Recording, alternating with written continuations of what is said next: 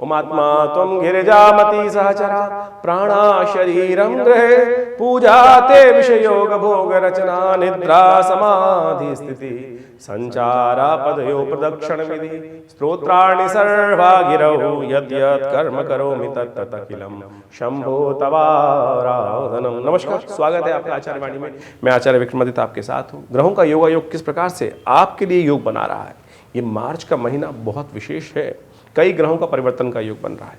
यदि आपकी राशि के अनुसार से बात करें तो आपकी राशि के सप्तम भाव में सूर्य शनि का योग बना हुआ है।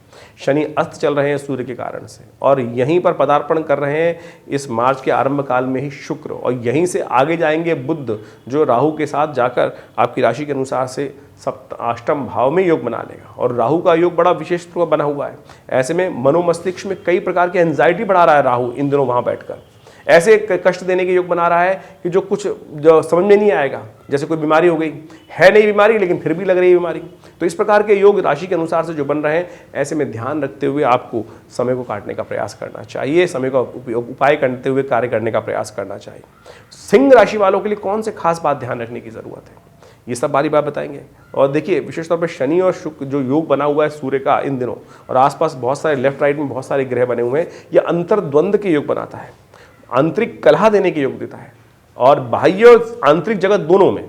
तो ऐसा योग बनता है। तो देखिए क्या है, यावत पिंडे तथा ब्रह्मांड ने शास्त्र कहता है कि जैसे पिंड है भार, संपूर्ण ब्रह्मांड है, उसी का पिंड रूप जो है आपका शरीर है। तो जो भार परिवर्तन दिख रहा है आपको, वो अंतर करने परिवर्तन भी तो हो रहा है। ये सूर्य शनि की युति एक साथ जब होती है तो अंतर कलह देने के योग देती है। तो इसलिए देश में भी आप समझें क्या स्थिति चल रही है, उठापटक रोज नित्य प्रति क्या कौन कौन से बयान आ रहे हैं। तो ये अंतर कलह का योग दे रहा है, वही कलह आपके अंदर भी चल रह सकती है। तो सिंह राशि वालों विशेष तौर पर ध्यान रखते हुए कार्य करने की जरूरत है। ये परिवर्तन आपके लिए क्या कुछ करेगा, सिलसिलेवार तरीके से समझ लीजिए। ये मार्च के महीने में कई उत्सव ऐसे आ रहे हैं कि जो एक छोटे से उपाय से आपके कष्टों को दूर करने के योग बनाने वाले हैं। वो सारी बातें हम आपको बताएंगे। और साथ साथ एग्जाम का महीना चल रहा है बच्चों के लिए, तो ऐसे में कौन से खास किन के लिए ग्रहों का योग कब बनेगा, कष्ट देने का योग देगा, वो सब भी आप सिलसिलेवार तरीके से समझ लें। 1 मार्च के दिन ग्रहों का योग दिखाता है, शुक्रवार का अवसर, कृष्ण पक्ष विशेष तौर पर फागुन का चल रहा है, षष्ठी तिथि है, और तुला में चंद्रमा का विराजमान होना आपकी राशि के अनुसार से बड़ा सुंदर योग बना रहा है, लाभ का योग बना रहा है। बृहस्पति भाग्य में बैठे हैं और साथ साथ चंद्रमा के साथ सप्तम भाव में जो तुला राशि में बैठकर योग बन रहा है, एक दूसरे से समसप्तक योग बन रहा है। ये लाभ का पुरुषार्थ के द्वारा भाग्य से बहुत सारे कार्यों से लाभ प्राप्ति के योग बनते दिखाई दे रहे हैं। ऐसे में गौ सेवा कर और बढ़िया से अपने कार्यों को सुंदर कर सकते हैं। लाभ के योग बनाइए। तुला में चल रहा है, तुला का संबंध शुक्र का संबंध गाय से, तो गौ पूजन कीजिए, गाय को रोटी खिला दीजिए, गाय को हरा चारा दे दीजिए। गाय के संपूर्ण देवताओं का विराजमान कहा जाता है ना शास्त्र के अनुसार से। अवश्य इसका लाभ लेते हुए कार्य करें। रवि योग भी विद्यमान है, जो सुबह 12:48 से बनेगा दोपहर को, और रात्रि भर रहेगा। तो इसका कोई नया कार्य करना हो तो इसका लाभ मिल सकता है आपको। 2 मार्च के दिन ग्रह गणना देखें तो शनिवार का अवसर, सप्तमी तिथि, फागुन की सप्तमी, कृष्ण पक्ष की, चंद्रमा परिवर्तन की तरफ जाएंगे सुबह 8:20 पर। यह परिवर्तन आपके लिए ओवरऑल देखा जाए तो थोड़ा कमजोर है, लेकिन शुभ है, लाभ के योग बनाएगा। बस थोड़ा खर्चे बढ़ाता दिखाई देगा, खर्चों को कंट्रोल करने की जरूरत है। मन को थोड़ा आश्वस्त करते हुए काम करें कि जो कार्य कर रहे हैं उसका लाभ आपको अवश्य मिल सकता है। लेकिन भद्रा का योग है, नए बड़े प्रोजेक्ट जो काफ़ी लंबे समय चलने हैं उनमें रुकावट की जरूरत है। तो आज ना आरंभ कीजिएगा, एक दिन बाद आरंभ कर लीजिएगा, वो आपके लिए अच्छा रहेगा। सुबह 7:54 से लेकर रात्रि में 8:30 बजे तक भद्रा विद्यमान रहेगी, तो इससे बचते हुए कार्य करना है। भद्रा का जो दोष हम बताते हैं वो आपको छोटे कार्यों के लिए नहीं है, जो आज ही आरंभ होगा आज ही समाप्त हो जाएगा, उसके लिए भद्रा का दोष देखने की जरूरत नहीं है।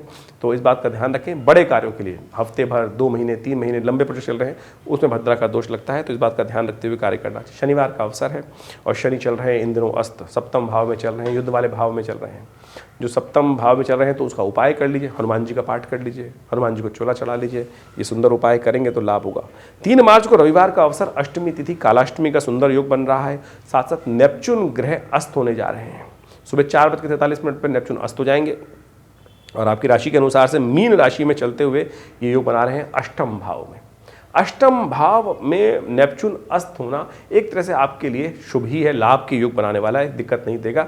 चिंता ना करें, आगे बढ़ने के लिए सुंदर योग बनने अवश्य, लेकिन कुछ उपाय अवश्य करने की जरूरत है। क्योंकि सूर्य विशेष तौर पर जो आपकी राशि के अनुसार सप्तम भाव में चल रहे हैं, एग्रेसिवनेस, जो एंजाइटी बढ़ा रहे हैं। तो कोशिश ये करनी, हमने आपको पहले ही बताया था कि सूर्य को नित्य प्रति जल दें। तांबे के लोटे में थोड़ा जल डालकर, थोड़ा सा उसमें विशेष तौर पर रोली डाल दें, पीला फूल डाल दें, थोड़ा मीठा डाल दें और फिर ओम घृणी सूर्य आदित्याय नमः भास्कराय नमः दिवाकराय नमः या यही सूर्य सहस्त्रांशो तेजो राशि जगतपते अनुकंपय मां भक्ता ग्रहणर्गम दिवाकरम, इस मंत्र का जप करते हुए भगवान सूर्य को नित्य प्रति जल दीजिए।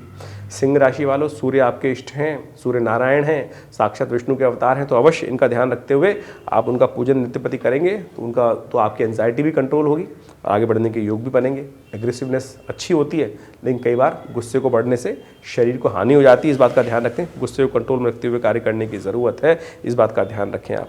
और एक बात और ध्यान रखिएगा, 3, 4, 5 तारीख 3 दिनों में विशेष तौर पर ये 3 तारीख के मध्याह्न के उपरांत गंडमूल नक्षत्र उपस्थित हो जाएगा ज्येष्ठा, और उसके बाद अगले दिन मूल नक्षत्र आ जाएगा। तो इन दिनों जो जातक जन्म लें उनकी मूल शांति अवश्य करानी चाहिए, अन्यथा जीवन पर्यंत कष्ट चलता रहता है। बच्चा स्वयं के लिए भी परिवार के लिए भारी होता है, हमने ये देखा है बहुत बार। ये नहीं कराने से बहुत कष्ट हो जाते हैं जीवन में, लाभ आगे बढ़ने के योग ही नहीं बनते। तो ये अवश्य समय से करा लेनी चाहिए। यदि नहीं कराई है तो बाद में भी करा सकते हैं, उससे विकास ही होगा, नुकसान कुछ नहीं होगा। 27 दिन तक 1,000 मंत्र जप करके इसका पूर्ण शांति करने का योग बनता है, ध्यान रखते हुए करा लें, अवश्य रहेगा लाभ। 4 मार्च के दिन सोमवार का अवसर, 9वीं तिथि, ग्रहों का परिवर्तन का योग बन रहा है, धनु राशि में चंद्रमा का प्रवेश होगा, ये आपके लिए बहुत अनुकूल रहेगा। जो आप कार्य करेंगे सुबह में आपको लग रहा था इसमें लाभ नहीं होगा, मन कच्चा कच्चा था, लेकिन निश्चित मान लीजिए दोपहर के बाद उसमें पॉजिटिव साइंस आपको प्राप्त होने शुरू हो जाएंगे, पूर्ण लाभ। जो रुकावट डाल रहे थे वो भी हटने के योग बना देंगे। ऐसे में शिव का ध्यान करते हुए, शिव का पूजन करते हुए इस दिन लाभ ले सकते हैं, बहुत सुंदर योग बनता दिखाई दे रहा है आपके लिए। 5 मार्च को तिथि क्षय है, 10वीं तिथि क्षय हो जाएगी, 9वीं तिथि उदय तिथि रहेगी, लेकिन 10वीं उसके बाद आगमन होगा। अगले दिन सूर्यास्त से पहले पहले समाप्त होने के कारण से 10वीं क्षय है। तो नए कार्यों का आरंभ करने के लिए दिन थोड़ा सा कमजोर दिखाई देता है, तो नहीं करना चाहिए। मुहूर्त कोई नए कार्य का आरंभ नहीं करना चाहिए, इस बात का ध्यान रखते हुए कार्य करें। और ग्रहों का योगायोग आपकी राशि के अनुसार यदि बात करें सिंह राशि वालों के लिए, तो विशेष तौर पर ठीक ही है, आगे बढ़ने के योग बनते दिखाई दे रहे हैं। अच्छे से आगे बढ़ने का प्रयास कीजिए, आपके कार्यों का पूर्ण फल आपको प्राप्त होगा। जो लोग कुछ बीच में कोई रुकावट नहीं डालेगा, जो रुकावट डालने का प्रयास करेगा अपना ही नुकसान कराएगा, ग्रह योग दिखा रहे हैं। लेकिन इस दिन ग्रहों का परिवर्तन का योग है, राहु और केतु दोनों विशेष तौर पे नक्षत्र परिवर्तन करने के साथ चरण परिवर्तन करने का योग बना रहे हैं। और ये राहु का विशेष तौर पे जो आपकी राशि में योग बन रहा है वो थोड़ी भ्रामक स्थिति उत्पन्न कर सकता है, पैर में चक्कर उत्पन्न कर सकता है, वाणी का दोष दे सकता है। तो जो भी बोलना है बहुत सोच समझ के बोलना है। कई बार क्या होता है कि आप कमिटमेंट कर लेते हैं और ये परिवर्तन के समय में जो कमिटमेंट करते हैं वो कहीं ना कहीं आगे जाके नुकसान देने के योग बना देता है। तो वाणी को संयमित उपयोग करने का प्रयास कीजिएगा, वाणी का दुरुपयोग नहीं कीजिएगा, अपशब्द का उच्चारण मत कीजिएगा। मंगलवार का अवसर है, तो हमने भी विवेकानंद योगाश्रम में सुंदरकांड का बड़ा पाठ रखा है, यज्ञ रखा है और साथ सवा मणि का भोग रखा है। आप भी स्वयं भाग ले सकते हैं इस कार्यक्रम में, जो शाम को करीब 4 बजे से आरंभ होगा और रात्रि में 9-10 बजे तक ये चलता है कार्यक्रम। मंगलवार के लिए सुंदरकांड का पाठ है। आपके निमित्त भी इस कार्यक्रम में आप भाग लेने के लिए सुंदर नंबर से संपर्क साध सकते हैं, अपना स्थान आरक्षित कर सकते हैं, अपने नाम से भी सुंदरकांड का पाठ ब्राह्मणों के द्वारा करा सकते हैं, उसकी व्यवस्था भी है। 6 मार्च के दिन बुधवार का अवसर, एकादशी तिथि है और एकादशी फागुन मास की बड़ी सुंदर रहती है, कृष्ण पक्ष की विजया एकादशी कहा जाता है। यदि लगातार हम जीवन में कार्य कर रहे हैं और उसमें कईयों में हमें सफलता नहीं मिल रही है, और इस बार तो योग भी बड़ा विशेष है कि बुधवार के दिन भगवान कृष्ण की उपासना करने के लिए सुंदर उपयोग है विजय प्राप्त करने के निमित्त। तो अवश्य भगवान का स्तवन करें, उनका स्नान कराएं, उनका पूजन करें, षोडशोपचार, उनको चरणामृत को ग्रहण करें, व्रत रखने, ये सब संपूर्ण रूप से उपाय संपूर्ण रूप से लाभ देने वाले हैं। ग्रहों का योगायोग आपकी राशि के अनुसार से अनुकूल है, अच्छा है, लेकिन शाम के समय देखिए थोड़ा सा मौसम परिवर्तन करने के साथ साथ स्वास्थ्य में थोड़ा दुरुपयोग प्रभाव नेगेटिव पड़ सकता है। इसलिए हमने जो चरणामृत वाला उपयोग बताया है, अवश्य भगवान शालिग्राम का पूजन करके तुलसी दल डालकर, चंदन चूरा डालकर उसका विशेष तौर पे पान करने से कहा जाता है ना, अकाल मृत्यु हरणम सर्वव्याधि विनाशनम विष्णु पादोत्कम पित्वा पुनर्जन्म न विद्यते। ये बहुत ज़रूरी है। भगवान का स्तवन कीजिए, तुलसी का उपयोग कीजिए, ये आपकी इम्यूनिटी बढ़ाएगी, नहीं तो स्वास्थ्य के लिए आने वाले 2-3 दिन भारी रह सकते हैं। 7 मार्च को विशेष तौर पर बृहस्पतिवार का अवसर, द्वादशी तिथि, कई ग्रहों का परिवर्तन, चंद्रमा परिवर्तन की तरफ चले गए हैं, तो थोड़ा स्वास्थ्य के लिए हानि के उपयोग दे रहे हैं। साथ साथ आपकी राशि के अनुसार से मीन में चले जाएंगे बुध महाराज और सप्तम भाव में आ जाएंगे शुक्र महाराज।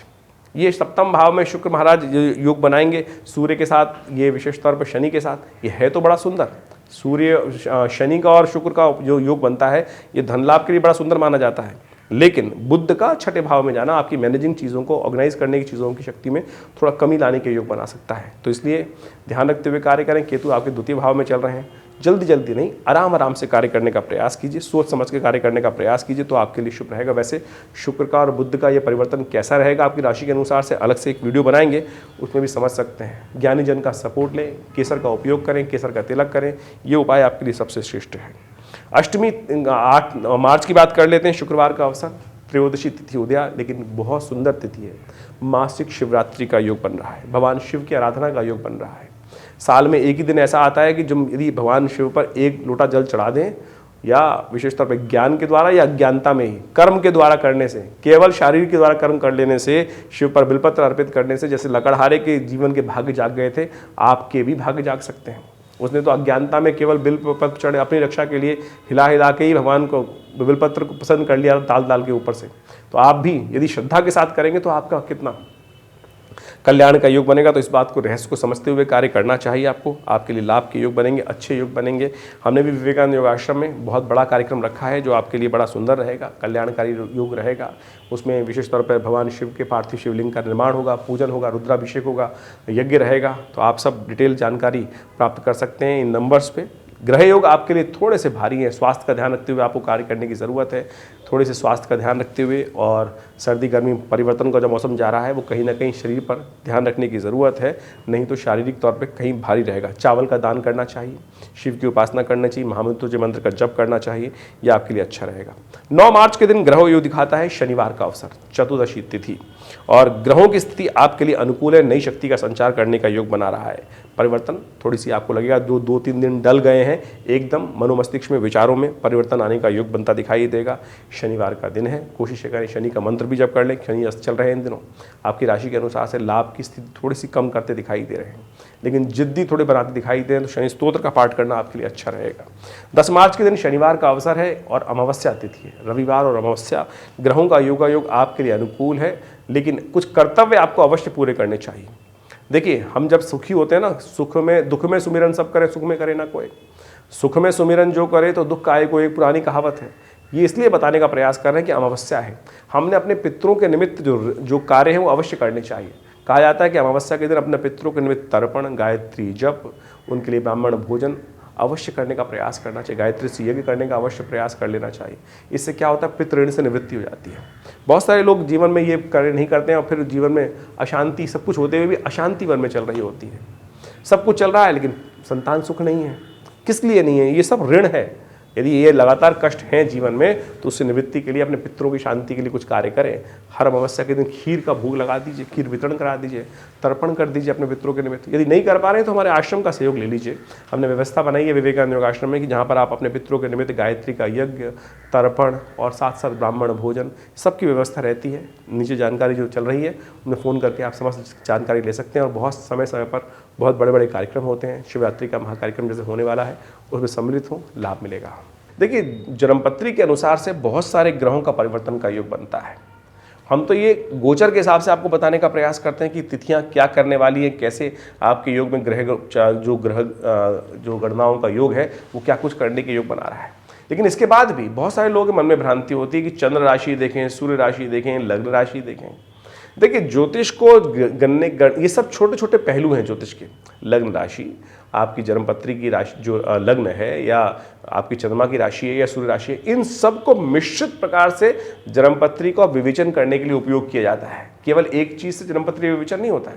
तो यदि आपकी मेष लग्न है, या मेष राशि है, या सिंह कुछ और लग्न, आपकी सूर्य राशि कोई और पड़ रही है, तो सबको देखेंगे तो आपका थोड़ा थोड़ा सा उसका योग बनता दिखाई देगा। लेकिन जब हम ज्योतिषियों के पास जाते हैं तो वो पूरी तरह से अपने ज्ञान के अनुसार से गणनाओं को देखते हुए आपको बहुत बढ़िया तरीके से उसका एनालाइज करके बताते हैं। तो ये तो आज जब टीवी पे सुन रहे हैं तो ये जनरल प्रेडिक्शन हम आपको समक्ष उपस्थित करते हैं गोचर के अनुसार से, और गोचर के अनुसार से क्या प्रभाव होगा उसको समझकर आप अंदाज़ा लगा सकते हैं कि आपके लिए समय किस प्रकार से परिवर्तन है। अच्छा तो ये रहेगा कि आप अच्छे से जन्मपत्री का विश्लेषण कराएं, समय समय पर विश्लेषण कराते रहें, क्योंकि उससे हमें काल के समय में, काल गणना के संबंध में अंदाज़ा लग जाता है कि हमारा कौन सा समय बहुत गति से अच्छे आगे बढ़ने का और कौन सा समय हमें थोड़ा सा रिजर्व रहते हुए कार्य करने की ज़रूरत है। कहाँ हम अच्छे से खेलेंगे तो बहुत बढ़िया तरीके से जीवन में उन्नति करने के योग बना लेंगे, लेकिन जब हमें समय हमारे विपरीत चल रहा है तो हमको सावधानी से, बहुत अत्यधिक सावधानी रखते हुए कार्य करने की ज़रूरत है। तो ये काल गणना को समझने के लिए अच्छा रहता है कि हम समय समय पर अपनी जन्मपत्रियों का, अपने समय का विश्लेषण हमारे ज्योतिष विज्ञान के माध्यम से करते रहें। तो उसके लिए हमारे आश्रम की सुंदर व्यवस्था आपके समक्ष उपस्थित है। नंबर्स आपके सामने चल ही रहे हैं और आश्रम में समय समय पर बहुत सारे अद्भुत कार्य होते ही रहते हैं। जैसे अभी शिवरात्रि का महायज्ञ का अनुष्ठान है और विशेष तौर पर ये बहुत सुंदर अनुष्ठान है जो आश्रम पर चलेगा। इस दिन, शिवरात्रि के दिन जो इस बार योग बन रहा है 8 मार्च के लिए, वो बड़ा अद्भुत योग है। और ऐसे में संपूर्ण रूप से हमारे यहाँ भगवान शिव की बहुत सुंदर तरीके से पूजा रुद्राष्टाध्यायी के द्वारा विभिन्न पूजन करने का सुंदर व्यवस्था रहती है। और हम सामूहिक तौर पर सबको निमंत्रित करते हैं कि शिवरात्रि के दिन आएँ और भगवान शिव का षोडशोपचार पूजन करें। और विशेष तौर पर भगवान शिव के पार्थिव शिवलिंगों का निर्माण किया जाता है और उन सब जो भी यजमान इत्यादि उपस्थित होते हैं उनके सबके द्वारा उनका पूजन अलग अलग से करने की व्यवस्था हमारे आश्रम पर की जाती है। तो आप सब भी उस कार्यक्रम में सादर आमंत्रित हैं और उसमें स्थान आरक्षित कराने के लिए आप नीचे दिए फ़ोन नंबर्स पे फ़ोन करके संपर्क साध कर आप अपने स्थान को आरक्षित कर सकते हैं। जो दिल्ली में तो वो तो अच्छे से आ ही सकते हैं इस कार्यक्रम में भाग लेने के लिए, लेकिन जो तो बाहर है उनको अपने यदि इस कार्यक्रम में भाग लेना है तो अपने स्थान को आरक्षित करने के लिए योग्य पंडितों के द्वारा आपके नाम से रुद्राभिषेक करा दिया जाएगा और भगवान शिव का आशीर्वाद आपको प्राप्त हो, इसलिए सुंदर व्यवस्था बना दी जाएगी। तो उसके लिए आप अपने स्थान को आरक्षित कराने के लिए फ़ोन नंबर्स पे संपर्क साध कर अपनी व्यवस्था करा सकते हैं। तो ये योग बड़ा सुंदर है। शुक्रवार के दिन शिवरात्रि का योग पड़ रहा है। ऐसे में भगवान शिव की आराधना अद्भुत आनंद भाव से करें, कल्याण के योग बनेंगे, ईश्वरी कृपा से मनोकामना सिद्धि के योग बनेंगे। धन्यवाद।